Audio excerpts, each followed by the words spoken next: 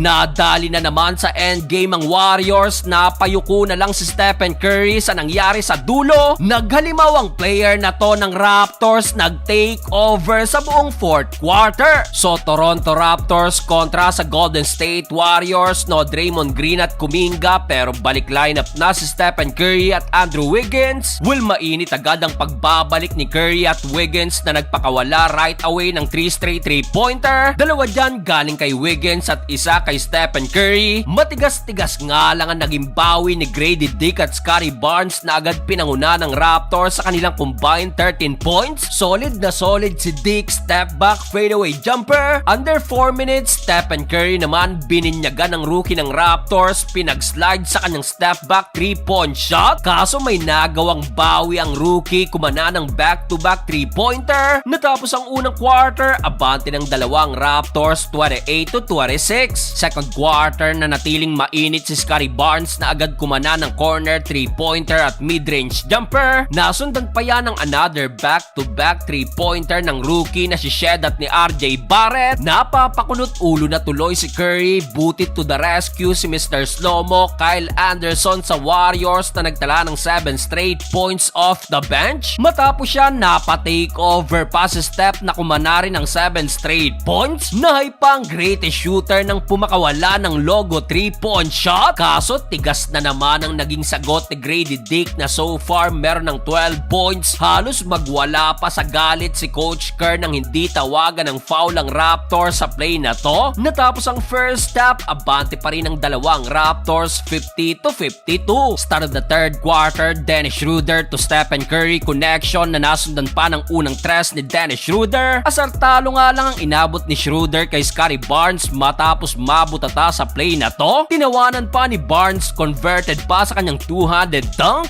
Halos back and forth lang ang naging laban. Stephen Curry again kumana ng back-to-back turnaround jumper, leading scorer with 21 points. Napa-telescope pa si Steph sa gandang pasa na to papunta kay Kevon Looney. Natapos ang third period, abante na ng tatlo ang Warriors 78-75. Fourth and final quarter, Stephen Curry pull-up jumper, sagot naman ng Raptors. Chris Boucher monster throwdown. Lindy Waters naman back-to-back 3-point shot, sinagot din ang back-to-back 3-pointer ni Chris Boucher. Stephen Curry kumana ng big time 3-pointer pero Boucher again sumagot ng putback dunk at another 3-pointer. Playoff vibes ang laban, take over si Boucher at napa-flex na si Drake under a minute mark. Abante na ulit ng isang Raptors. Wala ng isang minuto, Chris Boucher to a Badgie transition dunk 104-101. Pagkakataong makatabla ng Warriors, kaso airball ang tres ni Hield sa uli. Napayuko na lang si Stephen Curry, panalo ang Raptors.